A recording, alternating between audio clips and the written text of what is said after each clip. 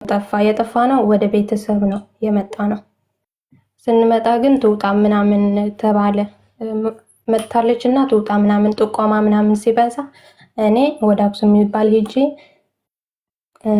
መስተንግዶ ተቀጥሬ እየሰራው ነበር። እሱ ደግሞ በቤተሰብ ተደብቆ ነበር። እሱም ይውጣ ስለተባለ ቤተሰብ ጋር ተደበቀ ማለት ነው። ግን አቡዬ እዛ 2 ወር ስቆይ በእግሩ እየመጣ ነበር። የ3 ሰዓት ጉዞ በእግር፣ ምክንያቱ ትራንስፖርት የሚባል ነገር የለም። በእግሩ እየመጣ ይጠይቀኝ ምናምን ነበር።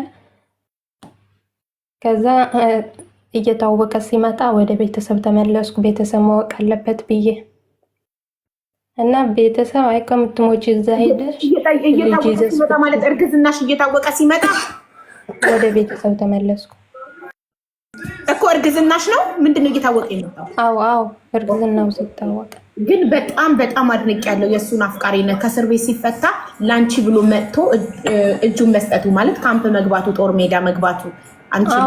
እንደሱ አይነት አፍቃሪ እኔ አይቼ አላውቅም። 100% እተማመንበታለሁ እንደሚያፈቅረኝ። ታድለሽ በጣም። የቤተሰብ ግን በቃ የእሱም አይወድም የኔም አይወድም። ብዙ ፈተና አሳልፈናል።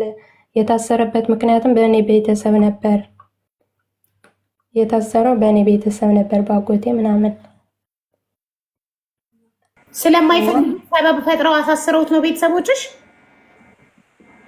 አው በጥርጣሬ አሳሰረው አጎቴ። ግን አይፈልጉትም ነበር ሁሉንም። መጀመሪያም እኮ ሽማግሌ ላከውን ነው አግቢ ያሉሽ እነሱ እንጂ ፍቅረኛሽን አይደለም። አው ከዛ ወደ ቤተሰብ ስመጣ አርግዤ ምናምን ስላቸው እንኳን አረገዥ ሄደው የሚቀሩ ሳሉ እንኳን ከጦርነቱ መጣሽልን ምናምን አሉ። ብዙም ደስ አላለቸውም፣ ግን ተቀበሉኝ። ቤተሰብ ምንም ማድረግ አይችሉም። ጦርነት ስለነበር እንኳን ከጦርነቱ ቀረሽ እንጂ በቃ ይሁን ሆኗል አንዴ ምናምን ብለው ተቀበሉኝ። ከሱ ጋር መግባባት ጀመሩ። ወደ ቤት መምጣት ምናምን ጀመረ። ግን አቡዬ የሱ ቤተሰብ ወልጄም አላዩኝም፣ ነግራቸውም በቃ ልጄም ታማ አልጠየቁም። እስካሁን ማለት ነው። እሱ አምኖ እያለ ክርስትና ቀን እሱ አምኖ እዛ ክርስትና እያለ ብቻውን ነው የዋለው። እንደ ቤተሰብ አልባ ብቻውን ነው የዋለው እዛ ክርስትና የልጄ ቤታችን ማለት ነው። አልመጡም። ከዛ ሀብዬ እየቀጠልን እርጉዝ እያለው ወስዶኝ ነበር። ወደ ቤት ስመለስ ወሰዱኝ። 20 ቀን ታሰርኩ ማለት ነው። ጠፍቼ ስለመጣው አሰሩኝ። እርጉዝ እያለው የ5 ወር አሰሩኝ። ሕክምና ይደረግላታል። ከዛ በወረቀት ነው የምትመለሰው ተብዬ ታሰርኩ። የታሰርኩ ቀንም እሱም ታስሮ ሄደ። ለምን ታሰር? ምን አድርገሽ? ለምን? ከግንባሩ ጠፍቼ ነው ወደ ቤት የተመለስኩት። አዎ ሜዳ መጥፋት። አዎ አቡዬ ማለት በቃኝ ብለሽ ለምን አትወጭም ነበር? በቃኝ ማለት አይቻልም? አንዴ አልፈልግም በቃኝ ማለት አይቻልም? አይቻልም አቡዬ። አንዴ የገባ በቃ መጨረስ አለበት። እዛ እየታሰረ ነው የሚሄደው። በቃኝ ያለ ይታሰራል? አይ በቃ በቃኝ ብለሽ መውጣት አትችልም። አንዴ በቃ ስልጠና ስለወሰድሽ መውጣት አትችልም። ለስንት ዓመት? ጦርነቱ እስከሚያልቅ ነው። ኦኬ እሺ። ከዛ የ5 ወር እርጉዝ እያለሁ ታሰርኩ ለ20 ቀን። ዶክተር መጥቶ አየኝ። እች እኮ እርጉዝ ናት። ይሄ ቦታ ደግሞ ለሷ ሪል አይደለም፣ በቃ ማለት ይጎዳታል። ሲሚንቶ ላይ ነው የምትተኛው። ምግብ በቂ የለም። ቂጣ በቀን አንዴ እየበላች እንዴት ጥሩ አላደረጋችሁም ብሎ ጽፎ እሱ ሰጠኝ ወደ ኮር ደግሞ ከወለድሽ በኋላ ከ6 ወር በኋላ ለእናትሽ ሰጥተሽ እንድትመለሽ የሚል ማተም ያለው ወረቀት ሰጡኝ። ተመለስኩ ማለት ነው። ወደ ቤት ተመለስኩ። እሱም ታሰረ ሄደ። በቃ እሱ አስጎብት እሱ ከዛ እሱ ወልድ አካባቢ መጣ። እሱ ወልድ 1 ወር ምናምን ሲቀረኝ መጣ፣ ጠፍቶ ማለት ነው። በዛም ሰላም ሆነ።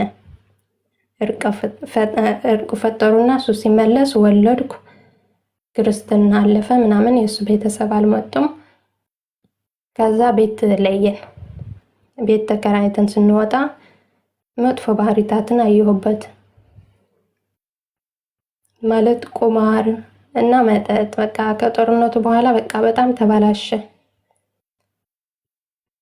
በተለይ ቁማር፣ ባጃጅም ነበረው የራሱ ባጃጅ ማለት ነው። ከዛ ተው ስለው በቃ መስማት እምቢ አለኝ። ቤተሰብ በቃ ልጅቷን እኛ እናሳድጋታለን፣ አንቺ በቃ ሂጂ፣ በቃ ከዚህ ሀገር ሂጂና ስሪ ምናምን ተባልኩ፣ በቤተሰብ ማለት ነው። ከዛ እሱን ስጠብቀው እባክህን በቃ አስብ ምናምን ስለው በቃ ሱስ ሆነበት። እሱም አይሰማኝም። በቃ እኔ መጣ ወደ ዱባይ ማለት ነው። ማሪ ምንድነው ሱስ የሆነበት? ቁማርና መጠጥ ቤት። ባጃጁን ማን ገዛለት? ባጃጅ በቀበሌ ይሰጣሉ መሬትና መሬት ሽጦ ነው የገዛው። ምንድነው የምታንቋቋው እቺ ልጅ? ጉድ ቤቱን ካልሰብር ነው። እኔ ደግሞ የሆነ የሚታደስ ነገር የሚሰራ ያለ ነገር ነው የሚመስለው። ይቅርታ እሺ። ባጃጁ ማን ገዝቶለት ነው ለባልሽ? ባጃጁ የተገዛለት እኔ በቤሩት እያለው እየሰራው በቀበሌ ቤት ለወጣቶች ይሰጥ ነበር መሬት። መሬት ሲሰጥ መሬቱን ሽጦ ነው ባጃጅ የገዛው በራሱ ማለት ነው። ከዛ ተከራይተን ስንኖር በቃ ሰርቶም ወደ ቁማር ነው፣ ሰርቶም ወደ መጠጥ ቤት ነው። ሴት ምናምን አላቀበትም። ሴት ምናምን አልጠረጥሩም። መጠጥና ቁማርና መጠጥ ብቻ። ብራችሁን እየጨረሰ መጣ። በቃ እኔ ከፋኝ። በቃ በቤት ክራይም ሆኜ ምንም አይሰጠኝም። በቃ ሱስ ሆነበት፣ አይሰማኝም። ከዛ ቤተሰብም ሂጂ ውጭ ምናምን ሲሉኝ የጓደኛም ወሬ ምናምን ሰምቼ ልጄን ለእናቴ ሰጥቼ ወጣሁ። ወደ ዱባይ መጣሁ ማለት ነው። ከመጣሁ 10 ወሬ ነው። ስመጣም በቃ ሲመጣ ቀን እናቴ አሟታልና ከእናቴ ጋር ነው ማድረው ዛሬ ብዬው ለጠዋቱ ወደ አዲስ አበባ እንድጓዝ ከእናቴ አትነግሪም? በቀልድ ምክንያት ነግሬው ነበር፣ ግን አይሆንም ነው እሞታለሁ፣ በቃ አስተካክላለሁ፣ ትንሽ ጊዜ ስጪ ምናምን ነው ያለኝ። እንዳትሄድብኝ አንቺ ከማጣማ በቃ እንደምንም ብዬ ከዚህ ሱስ መላቀቅ ነው የምፈልገው። አንቺ ከሄድሽ ምን ሆናለሁ፣ በቃ የባሰ ነው የምሆነው ምናምን ብሎኝ ነበር። ከዛ እንደማይቀበለኝ ሳውቅ እናቴ አሟታልና ፕሮሰስ ሲጀምር ወዲያ በአንድ ወር ነው የመጣልኝ ሀብዬ። እሺ በአንድ ወር ግን መሄድ አልፈልግም ነበር፣ ማለት መሰደድ ምናምን ቤሩት ስለተሰደድኩ በቃ አልፈልግም ነበር። ግን በቃ የሰው ወሬ በቃ አስጠላኝ። እሱም መስማት እምቢ ሲለኝ ወጣው ልሻለሁ። ከዛ እናቴ አሟታል ብዬ ቤታችን አድሬ ለንጋታው ወደ አዲስ አበባ ሄድኩ። አዲስ አበባ ሆኜ ደወልኩለት። በቃ እኔ ሄጃለሁ፣ እንደዚህ በቃ ተስተካከል፣ አንተም ሰርተህ ልጃችንን ጠብቅ፣ አሳድግ፣ እኔም ሰርቼ ቢያንስ ለ2 ዓመት ግን ካልተስተካከልኩ ወይም ደግሞ ችት ካረክብኝ ተመልሳ እኔ ጋር ትመጣለች ብለህ እንዳታስብ አልኩት። በቃ ስልኬን ዘግቼ በረርኩ ወደ ዱባይ ማለት ነው። እዚህ ስመጣም በኢሞ ምናምን በዋትስአፕ እናወራለን። አንዳንዴ ያለቅሳል ምናምን፣ እኔ ነኝ ለዚህ ያደረኩሽ ምናምን ከልጅሽ ያራኩሽ ምናምን ብሎ በቃ እንትን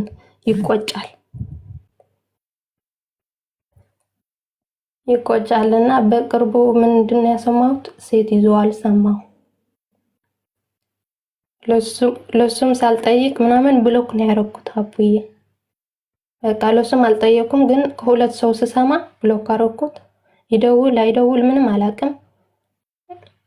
ልጃችንም እየሄደ ያያታል፣ እናቴን እጠይቃለሁ። ልጃችን እየሄደ ያያታል፣ ግን ከሴት ጋር ታርጉብኛል። በቃ አሁን ሴት ይዟል። እኔ እስከምመጣ መቆያት ሆነ አላውቅም፣ ግን ደግሞ ነግሬዋለሁ። እኔ ከሌላ ሴት ካየው ወይም ከሰማው ተመልሼ ወደ አንተ ዞር ብዬ ላይም ብዬዋለሁ። እና ምን ትመክሪኛለሽ አቡዬ? ይሄ ባጭሩ ነው አጠራጠር እንጂ እኔ እና እሱ ያሰለፍነው በቃ በጣም እንትን ነው። ብዙ ታሪክ ነው ያለን።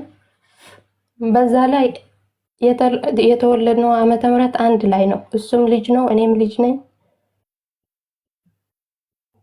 እና ምን ትመክረኛለሽ? በጣም አዘንኩኝ። ምክንያቱም እንደዚህ የሚወድሽ ላንቺ ብሎ ጦር ሜዳ የሄደ ላንቺ ብሎ ማለት ፍቅሩ እስካሁን ፍቅር እንዳለው አውቃለሁ። በቃ ስልክ ስንደዋወል ራሱ እንባ ነው የሚተናነቅ። ምን ነው ቤተሰብሽን መስዋዕት ያደረግሽለት ፍቅር፣ ስንት የከፈልሽለት ፍቅር በጓደኛ ምክር፣ በቤተሰብ ምክር ጥለሹ ለምን ትመጫለሽ? አልማገጠም አይደል? ሰውዬ ሱስ ነበር፣ ቁማር ነበር። ያንን በፍቅር በጸባይ ማስተው ስትቺ፣ ትዳርሽን ማደስ ስትቺ፣ አንቺ ነሽ ትዳርሽን ጥለሽ ወጥተሽ ንፋስ እንዲገባበት ያደረግሽው። ወንድ ልጅ ነው እሱ ይቆጨኛል። እንደውም ከልጄ ጋር መለያየት በጣም ነው የሚቆጨኝ። ልጄ ትናፍቀኛለች። ሽንት ቤት ገብቼ በቃ ሳለቅስ ነው የምውለው፣ ሰው እንዳያየም ማለት ነው። እና ከሴት ጋር ራሱ በቃ ምንም አይቀራረብም ነበር።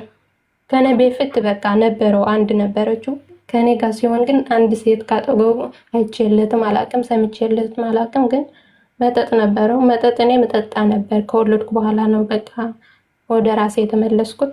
ግን በቃ መጠጥ ትንሽ በትንሽ ትተዋለህ፣ ግን ቁማር የሚባለው እኛ ነው የሚጎዳው ምናምን እየስመክረው በቃ እሱ ሱስ ሆነበት።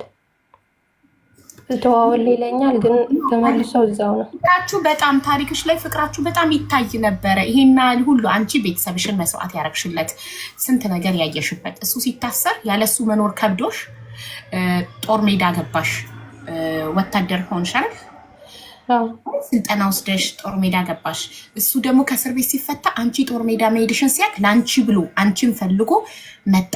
ከዛም በኋላ እዛ ደግሞ በድብቅ ስልጠና አብራችሁ ወስዳችሁ ደግሞ ጦር ሜዳ ደግሞ ሆናችሁ እርግዝና ሲፈጠር በድብቅ ግንኙነት እያደረጋችሁ እርግዝና ሲፈጠር አብሮሽ ጠፋ። ራሱን መስዋዕት አደረገ። ቢያዝ እንደሚታሰር እያወቀ አብሮሽ ጠፋ። አብሮሽ ስንት ነገር ሆኖ ምን ያህል እንደሚወድሽ እያወቅሽ ኦልሬዲ የከፈልሽውን መስዋዕትነት ረስተሽ ነው ያን ሁሉ የከፈልሽውን መስዋዕትነት ገደል የምትከችው። እንደዚህ የሚያፈቅርሽን ሰው ጠጣ፣ ቁማር ተጫወተ ብለሽ የቤተሰብ ምክርና የጓደኛ ምክር ሰምተሽ ልጅሽን ለእናት ሰጥሽ መጣሽ አረብ ሀገር። ከመጣሽ በኋላ ይሄ ሰው ይጠጣል አይደል? በሰከረ ሰዓት አንድ ሴት መታ ሚስቱ ከጎኑ ስለሌለች ለማጽናናት ብታሻሸው ወንድ ልጅ ነው። ከሰከረም ያደረገውን አያውቅም። ከሌላ ሴት ጋር ሌላ ነገር ውስጥ ሊገባ ይችላል። ሳይፈልግ ሊገባ ይችላል። ገባሽ? ይሄን ደግሞ የፈጠርሽው አንቺ ነሽ። ይሄን ክፍተት የፈጠርሽው ትዳር እኮ ትንሽ ንፋስ ነው የሚፈልገው። ለምን ያ ሁሉ የከፈልሽውን መስዋዕትነት ረስተሽ እንዴት በቀላሉ ትዳርሽን ጥለሽ ትመጫለሽ አረብ ሀገር? እንዴት ሰርቶ የሚያኖር ባል እያለሽ፣ ሰርቶ የቤት ኪራይ የሚከፍል የሚያኖር ባል እያለሽ ለምን አንቺ አረብ ሀገር ትመጫለሽ? በቃ የሰው ወሬ ነው። በቃ እሱ እኔን ይቆጨኛል መምጣቴ። የሰው ወሬ ነው ሰምቼ የመጣሁት። ግን ደግሞ በ10 ወንዶች ደግሞ አላሰብኩም ነበር። እንደዚህ አይነት ታታሪ ወንዶች፣ አፍቃሪ ወንዶች ደግሞ ማለት ነው፣ እንደዚህ አይነት ጀግና ወንዶች ደግሞ ከሄዱ በቃ ከእጅ ካመለጠ አመለጠ። አሁን በቃ መተው ነው፣ ምንም ማድረግ አይቻልም። ግን ከሰው ወሬ ነው የሰማሽው፣ ከራሱ አልመጣም አይደል? ለምን ከራሱ ለመስማት እንትን አትይም? ለምን ከራሱ እውነት መሆኑን እንትን ብያለሁ ማለት አብረው ሲሄዱ መንገድ ላይ ታይተዋል። አብረው ስለሄዱ ብቻ ሌላ ነገር ነው አረጋግጠሻል? ከሴት ጋር ቀርቦ አያውቅም። መንገድ ላይም በቃ ከሴት ጋር ቀርቦ አያውቅም። በቃ ለመጀመሪያ ጊዜ ነው። ሌላ ኬዝ ባይሆንስ ከሴቷ ጋር ጓደኝነት፣ ኖርማል ጓደኝነት ቢሆንስ? ሚስቱ ጥላው አረብ ሀገር ሳትነግረው እናቴ ታማለች እናቴ ልጠይቅ ብላ ወጥታ በዛው ቀረች። ሚስቱ በድንገት ህይወቱ ተቀየረ በአንድ ቀን። ከባለ ትዳርነት ብቸኛ ሆነ ይሄ ሰውዬ። እንዴ ይሄ እኮ ሳደሊ በህይወታችን ድንገት ሲቀየር እኮ በጣም የአእምሮ ህመም ራሱ እኮ ያመጣል። ድንጋጤ እኮ ያመጣል። ባለትዳር የነበረ ሰውዬ ማታ ማታ ሁሌ ሲገባ ከጎኑ ያገኛት የነበረ ሚስት ድንገት እናቴ ታማ ጠይቂያት ልምጣ ብላ ወጥታ በዛ ወደ አረብ ሀገር ሄደች። ከዛሬ ነገ ትመጣለች እያለ ሲጠብቅ የለችም፣ አረብ ሀገር ሄዳለች። በጣም የሚወዳት ሚስቱ ለምን ሱስ ውስጥ ገባ ብላ። ሰውን በደህናው ጊዜ ብቻ ነው እንዴ የምንወደው? ሰው ሱስ እኮ በሽታ ነው አይደል? ያ ሱስ እስኪለቀው አብረሹ መሆን አትሆኝም እንዴ? መጠጥ ሱስ ነው አይደለ? የቁማር ሱስ፣ የመጠጥ ሱስ፣ ይሄ እኮ በሽታ ነው፣ ችግር ነው።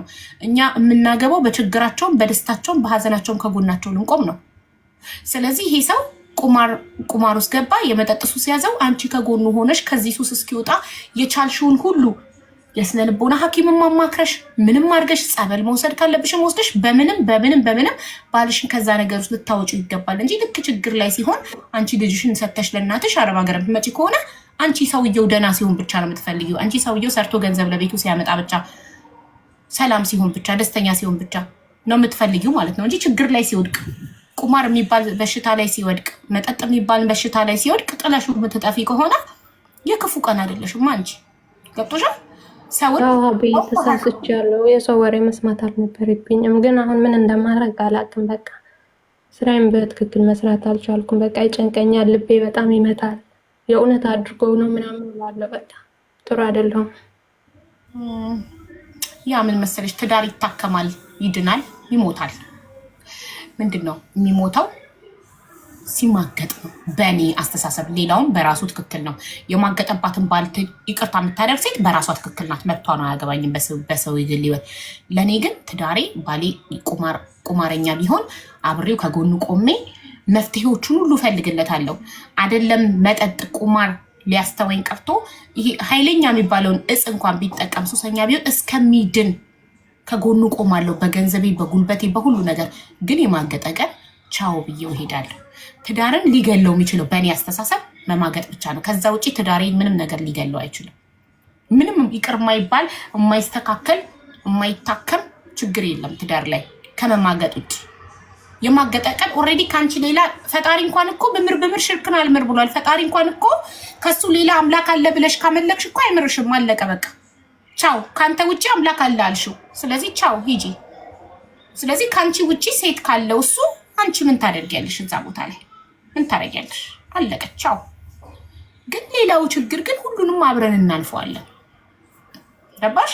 አሁን ኦልሬዲ አልፏል። በቃ ያንቺ ቢሆን መጀመሪያ ቼክ አድርጊ፣ አውሪው እሱ የሰው ወሬ ከሴት ጋር ታየ ምን የሰው ወሬ አትስሚ። የሰው ወሬ ነው አሁንም ገደል የከተተሽ እኮ። ትዳርሽን አስጥሎ አረብ ሀገር ያስመጣሽ እኮ የሰው ወሬ ነው። ማንም በአንቺ ትዳር አያገባውም። ማንንም አትስሚ በትዳርሽ ጉዳይ። ቤተሰብሽን እንኳን እንዳትሰሚ በትዳርሽ ጉዳይ። ትዳርሽ ያንቺ ነው፣ ያንቺ ህይወት ነው። ስለዚህ አንቺና እሱ ናችሁ ማውራት ያለባችሁ። ታወሪዋለሽ።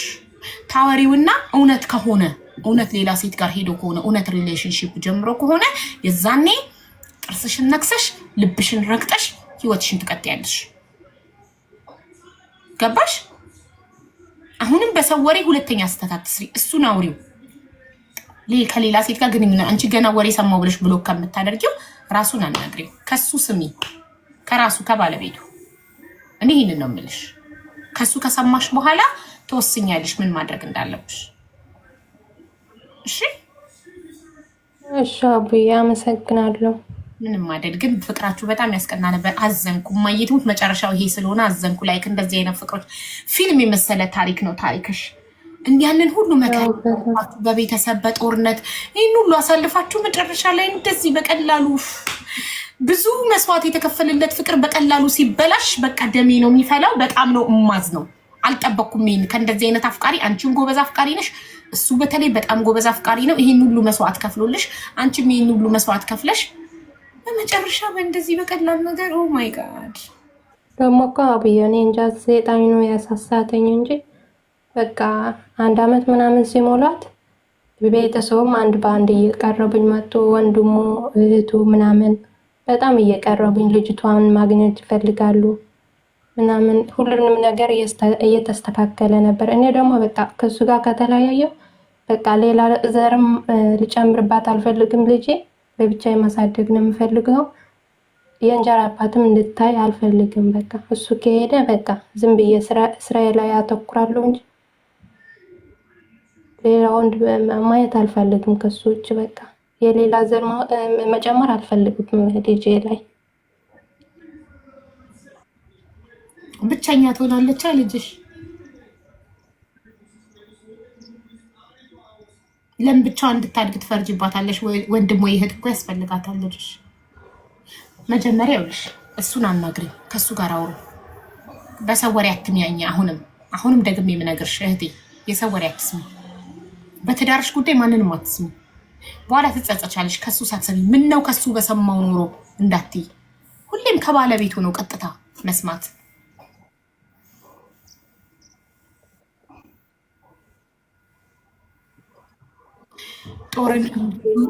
አንድ ወንድም ምን ብሎ ጻፈ? ጦርነት ብዙ የአእምሮ መረበሽ ያስከትላል።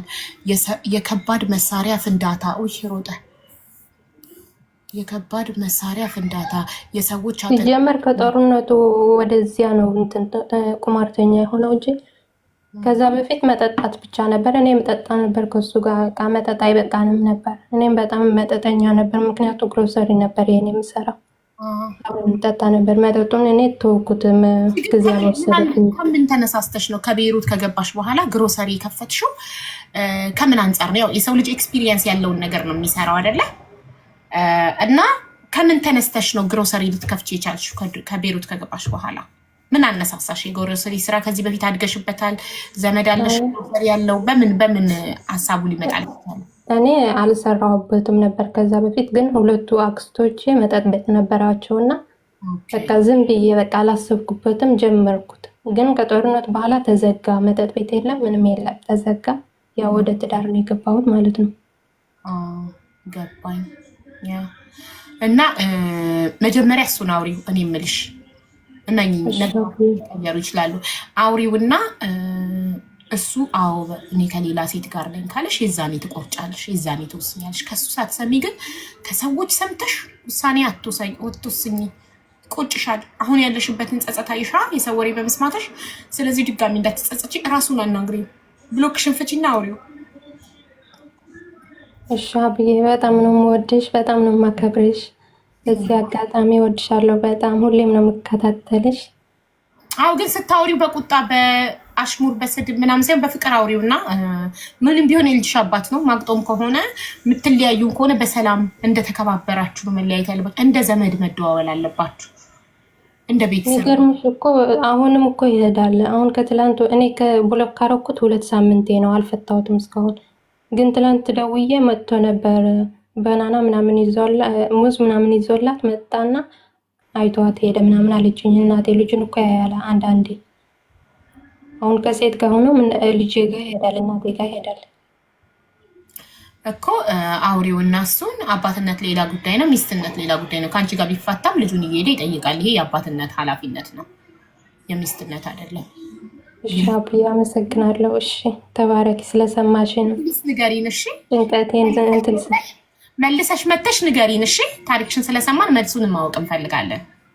እሺ አብዬ እመጣለሁ፣ አናግሬው። እሺ እሺ ማሪ አብዬ አመሰግናለሁ። ምንም አይደለም። ይወድ ገርቢልን ካላችሁ ገርብላችኋለሁኝ። ታርቂያቸው። አይ እራሷ ናት ልታወራ የሚገባው። ልገርብላችሁ። ይገረም የምትሉ 1 ቁጥር፣ አይገረም የምትሉ 2 ቁጥር። ሰምተናል በትክክል ምንም አላመለጠንም አይገረም ታሪኩ የምትሉ 2 ቁጥር፣ ይገረም የምትሉ 1 ቁጥር። በድምጽ ብልጫ ገርባል። ኦኬ። እኔም እንደዚህ አይነት ጣፋጭ የፍቅር ታሪክ ስሰማ እወሰወሳለሁ ለመገረብ።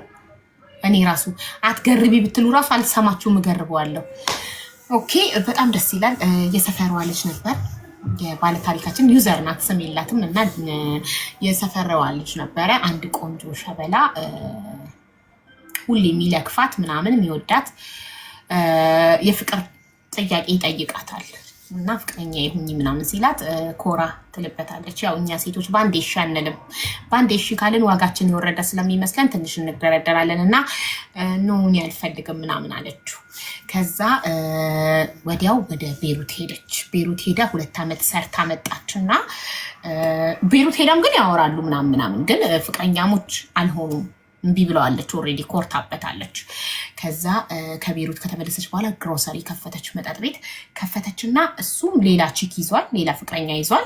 እሷ ደግሞ በሽማግሌ በቤተሰብ ሽማግሌ ላከ አንድ ሰውዬ ሊያገባት እና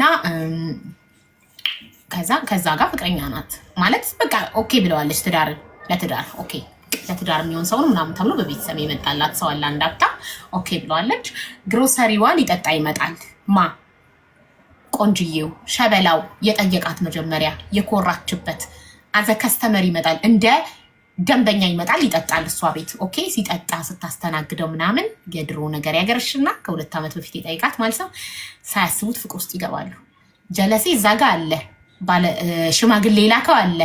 ኦኬ ግን እሷ ከዚህ ጋር ሰመጠች። በቃ ከዛ ከሱ ጋር እየወጡ በድብቅ ግንኙነት ምናምን ጀመሩ። አንድ ቀን የሽምግልና ፕሮግራም ሆኖ ጀለሴ ሽማግሌዎች ይዞ ቤታቸው መጥቶ እሷ ደግሞ ከሱ ጋር በባጃጅ ሽር ብትን ብለው ወደ ቤት ድሮፕ ሲያደርጋት ቤት በር ላይ ጀለሴ ከሽማግሌዎች ጋር ከቤታቸው ሲወጣ ወይኔ ጉድ አለች። ድሮፕ እንዳታረገኝ ንዳው ይገለኛል አለች። ከዛ ተያይዘው ጠፉ ማለት ነው። በቃ ከዛ ቤተሰብ ቀወጠው።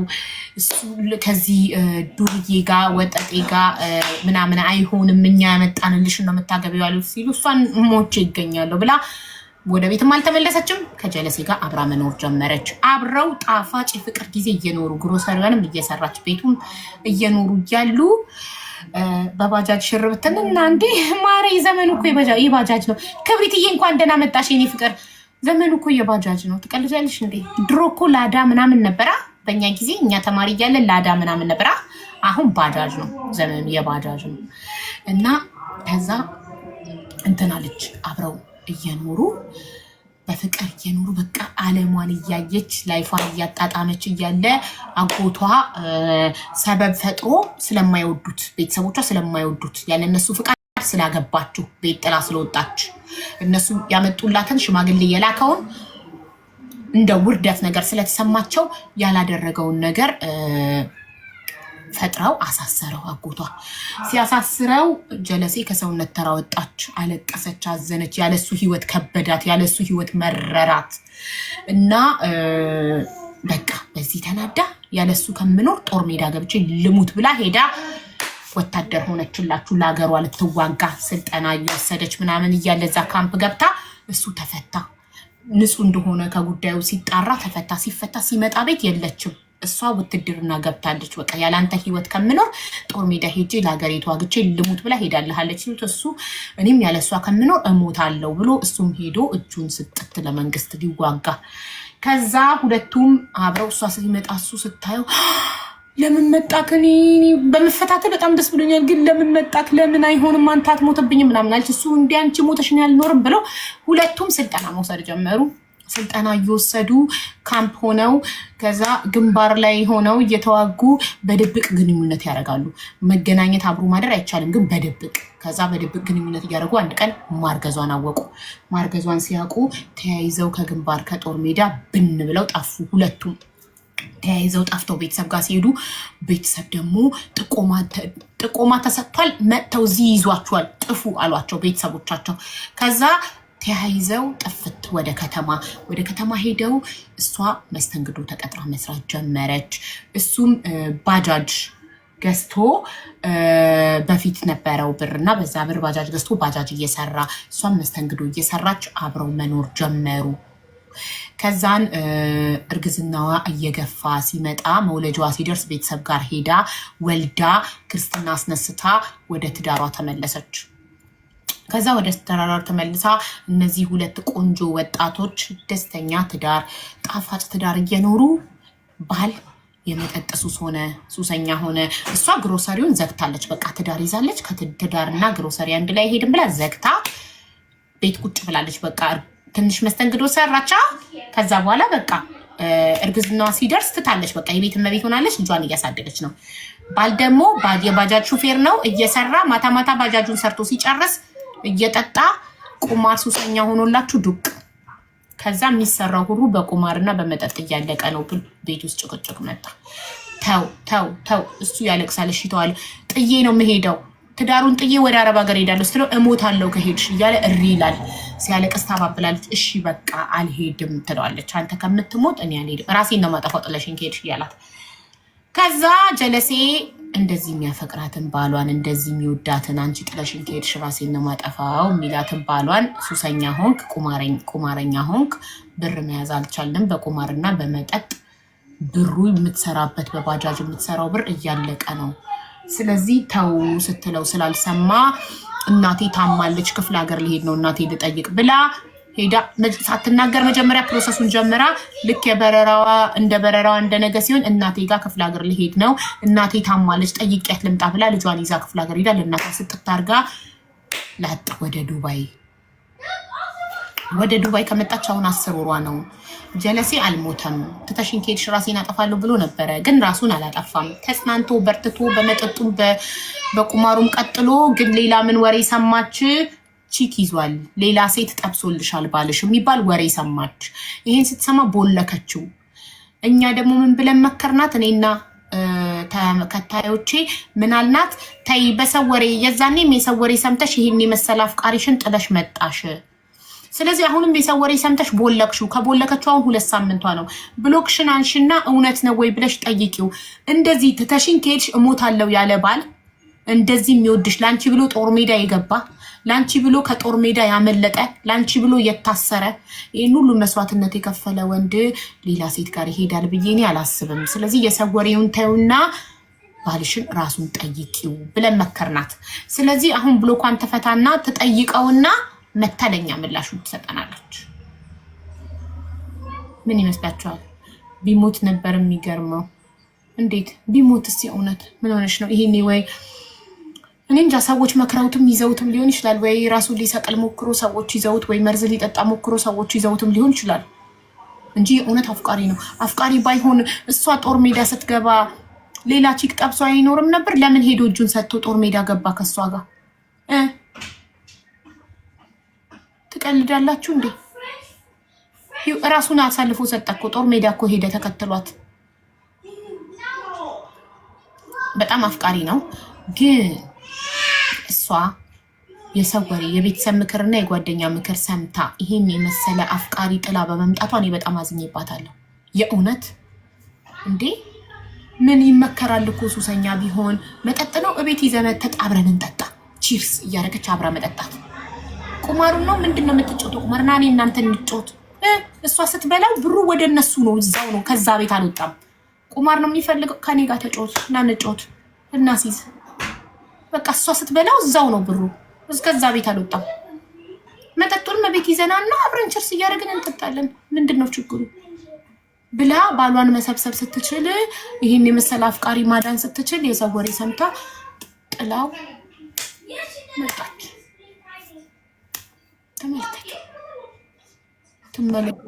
ሴት ጋር ሲሄድ ታየ ተብላ ነው አይደለም?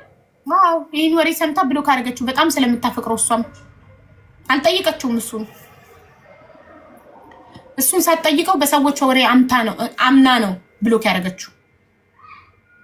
ብሎክ ካረኩት 2 ሳምንቴ ነው አለች። ግን ብሎክ ማድረጊው ሄዶ ልጄን አየ። እንዴ ልጅሽማ ልጁ ነው፣ ግዴታ ነው። አባትነት ሌላ ጉዳይ ነው፣ ባልነት ሌላ ጉዳይ ነው። እና ፍቅር አንዴ ነው በህይወታችን የሚገኘው። ትክክለኛ ፍቅር አንዴ ነው የሚገኘው። እና እንደዚህ አይነት አፍቃሪ ስታገኙ ያለበትን እንከን አስተካክላችሁ ሞርዳችሁ ሼፕ አድርጋችሁ አስተካክላችሁ መኖር ነው እንጂ ያለባችሁ ለእንደዚህ አይነት ተልካሻ ምክንያት ኤክስኪውዝ ለመለያየት፣ ፍቅረኛንም ሆነ ባልን ለመለያየት ለማገጥ ብቻ ነው። ከዛ ውጭ ሁሉ ነገር በፍቅር ካለ ሁሉ ነገር በፍቅር ይስተካከላል። ሱስ በፍቅር ይተዋል። መጠጥ በፍቅር ይተዋል። የማይለወጥ ነገር የለም። የማገጠቀን አይመስልም። ግን አይ ቲንክ አሁንም ፍቅር አላቸው እውነት ለማውራት። ትክክል። እኔም አይ ፊል አይ ካን ሲ ዳት። እሺ ሌላ የፍቅር ታሪክ ወይም አስተማሪ ታሪክ ያለው ሰው መግባት ይችላል። ሌትስ ጎ ፋሚሊ 522 ሰብስክሪፕሽን ደርሰናል። 550 መግባት አለብን። ሌትስ ጎ ኢትዮጵያ የሚለውን አካውንቴን 15000 ያስገቡትና 13800 ነው። 1200 ነው የቀረው። 15000 ያስገቡት። እኔ አሁን 10 ሰው ሰብስክሪፕሽን ልጋብዝ። ሌትስ ጎ 10 ሰው ሰብስክሪፕሽን ስጋብዝ 532 ይደርሳል። 50 ድንገባ ትንሽ ይቀረናል ማለት ነው። ጋብዙልኝ ሁላችሁም። 5 ሶፊያ 10 ሰው ጋብዛልኛለች። ሃኒ 18 ሰው ጋብዛልኛለች። ቤተሰብ መክፊራዬ ጋብዥልኝ። ሰላም የለችም። ዳይመንድ ጋብዙልኝ። መክፊራ ዳይመንድ እዚህ ውስጥ ካላችሁ ጋብዙልኝ። ሰብስክሪፕሽን ጋብዙልኝ። እኔ 10 ሰው ጋብዛለሁ። አሁን 15000 ሲገባ እስቲ 13800 ነው። ይሄ ኢትዮጵያ የሚለው ከታች ያለው አካውንት የኔ ነው። ይሄንን አካውንት አሁን 15000 ያስገቡትና 1200 ብቻ ነው የቀረው። 15000 ያስገቡትና 10 ሰው ሰብስክሪፕሽን ጋብዛለሁ እኔ ራሴ። ሌትስ ጎ። እሺ የፍቅር አስተማሪ ታሪክ አለኝ ወይም የፍቅር ታሪክ አለኝ ብላችሁ ጻፉ። እናስገባቸዋለን። አሁን የቀረን 1 ሰዓት ብቻ ነው። ከዛም በኋላ የስነ ጽሁፍ ምሽት ይጀምራል። የስነ ጽሁፍ ምሽት ገጣሚያን፣ ደራሲያን ይመጣሉ። የተለያዩ ግጥሞችን፣ ድርሰቶችን ያቀርቡልናል ማለት ነው። ጻፉ። እኔ የፍቅር ታሪክ አለኝ። ኦኬ፣ ፍቅር ታሪክ አለኝ ወይም አስተማሪ ታሪክ አለኝ ነው።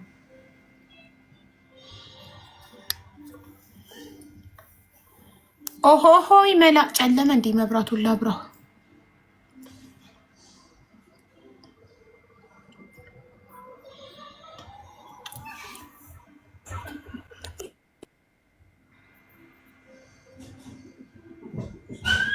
ጋብዢ ሶፊን እየጋበዝኩ ነበረ። ኔትወርካቸው ነው መሰለኝ። የፍቅር ታሪክ ወይንም አስተማሪ ታሪክ የሚል ሰው ኢንቫይት አድርጊ እኮ